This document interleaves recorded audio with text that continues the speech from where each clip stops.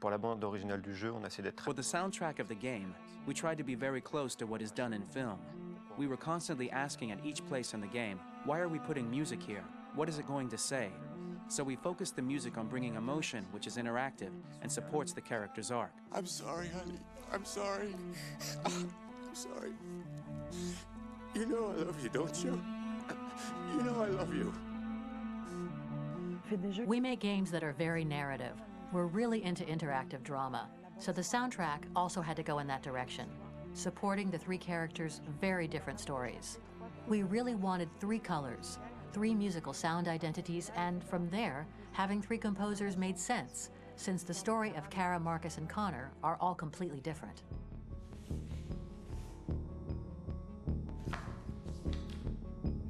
You recognize him? It's Carlos Ortiz. For Connor, we wanted a soundtrack that could be very cold and very mechanical, very machine-esque somehow.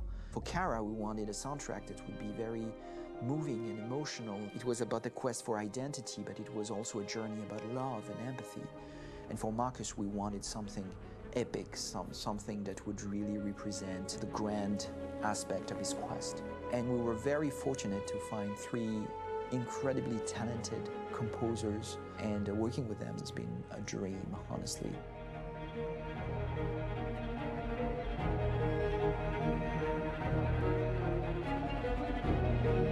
My name's Philip Shepherd, and I'm a composer and a cellist and a producer. And today we're at Abbey Road Studio One, which is my favourite studio in the world. And today we're recording the soundtrack for Kara from Become Human.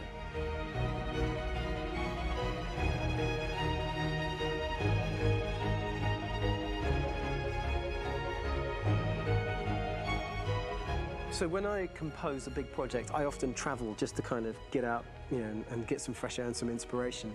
And I go hiking and traveling in Montana a lot. I had a log fire in the room that I was staying in, and the flames were kind of making absolutely direct music. And it became the basis for Kara's theme, and it sounds something like this.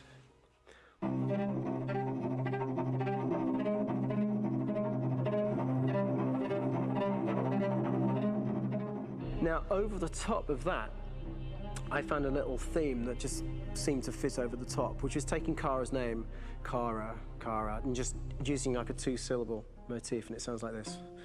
We're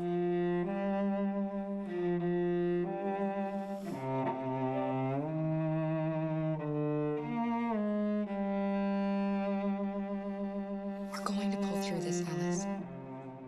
As long as we're together, nothing can hurt us.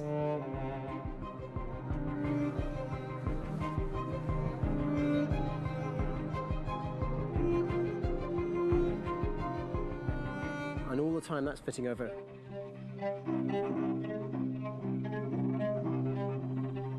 So it kind of works in lots of levels. And in fact, every single theme in the score has one of those elements built into it, and it becomes sort of the DNA of every single tune.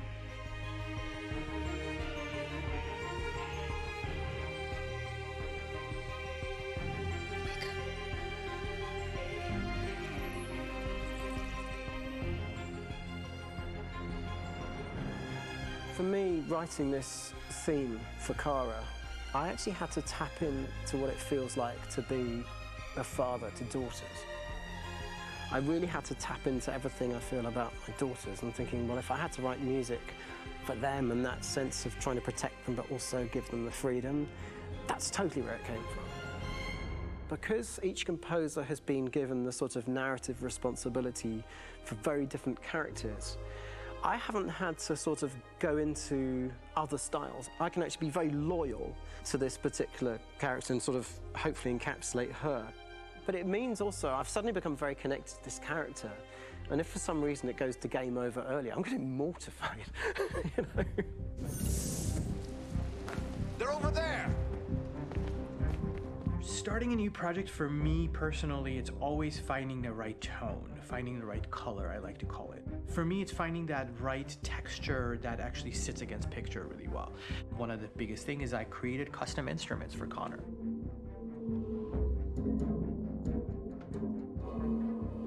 I pulled out all my vintage synthesizers to be able to capture this robotic person, if you will.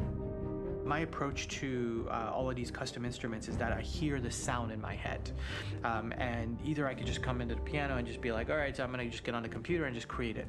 I rather be able to play these instruments physically. Oh, that's nice. If you can do the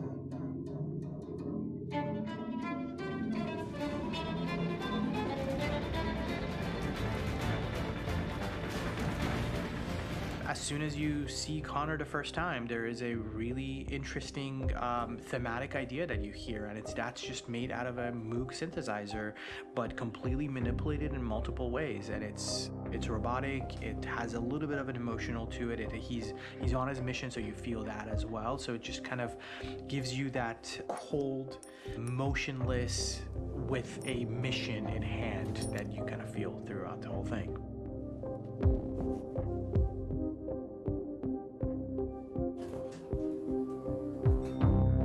Because the music evolved, one of the things that I was very weary and I was very kind of focused on was the way that the music has to evolve.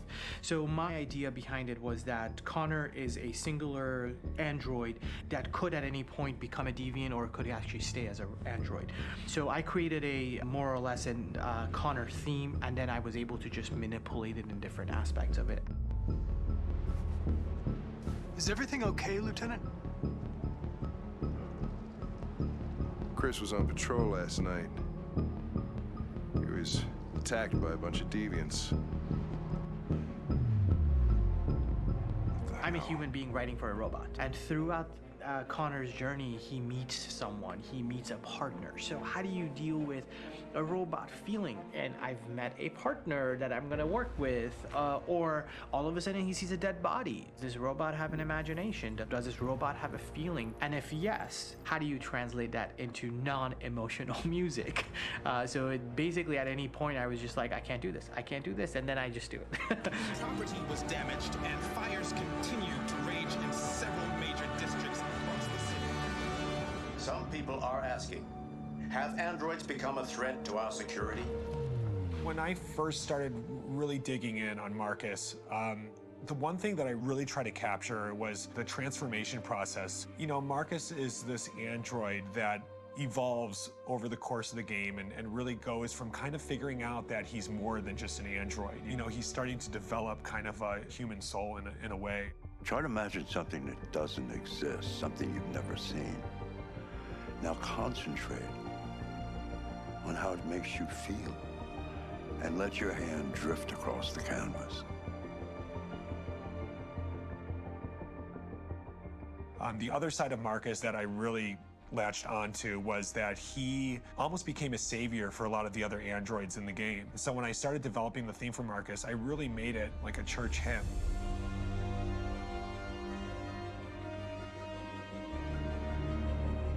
I wanted it to be very simple. I wanted to make it a chordal melody. I really wanted to make it almost like a Bach hymn. The tough thing with that is it had to be recognizable. If I made it too complex from a harmonic standpoint, it would be hard, I think, for people to kind of pick it out and recognize it. It's very acoustic derived, but it's also been treated with a lot of effects and things to kind of put it into the space that I felt the sound should be in. It can be beautiful, it can be haunting, it can be extremely powerful from an action standpoint, and I'm really happy with the way it turned out. The music is there, but it's subliminal and it's emotional, and people are feeling it, and it's not distracting.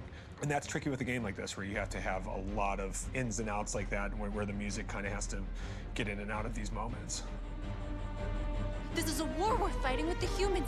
If we fail, they'll destroy us. I think the game's been put together so well where I just wanted to make sure that I wasn't ruining the emotion.